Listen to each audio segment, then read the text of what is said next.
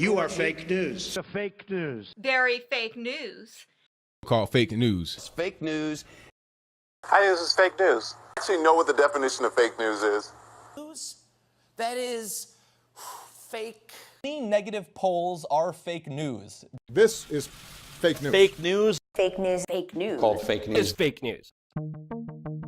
Fake news is a term being thrown around by a lot of people today. But do we really know what it is? And more importantly, how easily can we spot it? Let's take a quick journey into defining the term fake news. It may seem like the definition is in the name itself, but the term is being used in so many different contexts that its meaning has lost clarity. A longer definition of fake news would be something along the lines of information that is fabricated and distributed as news with the intent to manipulate someone or something. With that definition, we have something to work with. But first, we need to realize that although the term fake news is recent, the concept of it is almost as old as news itself.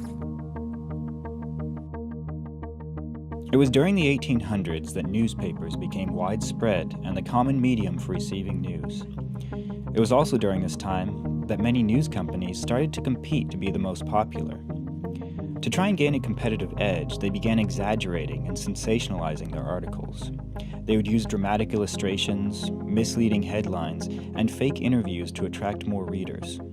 This practice came to be called yellow journalism. For a long time, the newspaper was the standard medium for news, until other forms of mass communication such as radio and then television entered the scene. Yellow journalism carried on into both of these media forms, as some news networks also used exaggeration and sensationalism to grab the attention and get more viewers. This brings us to the fake news we see today and its close relation to social media. Fake news uses all the same techniques as yellow journalism, but the story is often completely made up and not based on any real facts. The internet is becoming our main source of news, especially on social media. This is both good and bad. We have access to the news 24 hours a day, no matter where we are. But the problem is that among all the news and information we're constantly consuming, much of it is yellow journalism and fake news. We live in a time where any government, corporation, or person can create or share a fake news headline to thousands or millions of people instantly with the push of a button. Fortunately, we also have the power to lessen the effects of fake news and misinformation, especially on social media.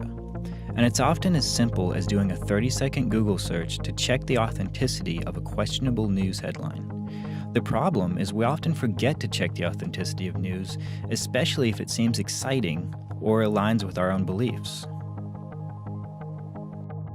Now that we have a better understanding of what fake news is, the question is, why does it matter?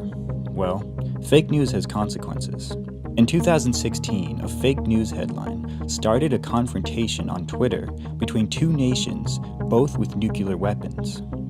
That is an example of someone in power being misinformed. But what if you are misinformed? What if you're led to believe a fake news story that you saw on social media? You might think it has no effect outside your own life, but remember that millions of others saw that same headline. The question then is, can millions of misinformed people affect the society they live in? There's a common saying that information is power, but people tend to forget that false information is also power.